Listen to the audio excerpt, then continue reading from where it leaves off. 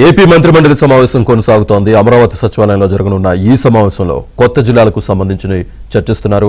తాజా రాజకీయ పరిణామాలు, మెడికల్ కాలేజీల టెండర్లు, పీపీపీ విధానంపై మంత్రులకు సీఎం దిశానిర్దేశం చేయనున్నారు. ఇదే అంశానికి సంబంధించి పూర్తి సమాచారాన్ని మా కరెస్పాండెంట్ సత్య అందిస్తారు. సత్య, శ్రీనివాస్, ఏపీ మంత్రిమండలి సమావేశం కొద్దిసేపటి క్రితం ప్రారంభమైంది. ముఖ్యమంత్రి చంద్రబాబు నేతృత్వంలో జరుగుతున్న ఈ సమావేశంలో మొత్తం 21 అజెండాలను ప్రధానంగా చర్చిస్తున్నారు. దీంతో పాటు ఈ జిల్లా ఘటనకు సంబంధించి గతంలో ఏదైతే నిర్ణయాలు తీసుకున్నారో వాటిపైన కూడా ఈ రోజు మంత్రిమండలిలో చర్చకొచ్చే అవకాశం ఉంది.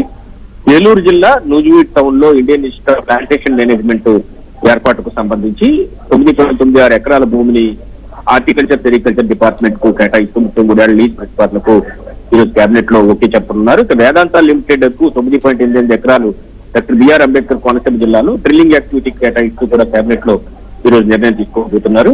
37 ఎకరాల ప్రభుత్వ భూమికి సంబంధించి తిరుపతి రూరల్ మండలం దామినేని గ్రామంలో స్పోర్ట్స్ అథారిటీ ఆఫ్ ఆంధ్రప్రదేశ్ కు కేటాయిస్తూ ఈరోజు నిర్ణయం తీసుకోబోతున్నారు.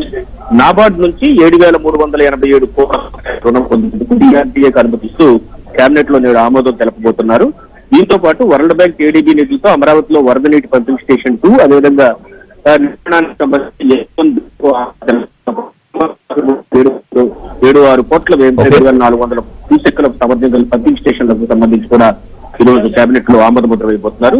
దీంతో పాటు తాజా రాజకీయ పరిణామాలు, పీపీపీ అంశంలో ప్రతిపక్షం చేస్తున్న రాద్ధాంతం అంశం మీద కూడా మంత్రులకు ముఖ్యమంత్రి ఒక దిశానిర్దేశం అయితే ఈ రోజు కేబినెట్ లో చేసే అవకాశం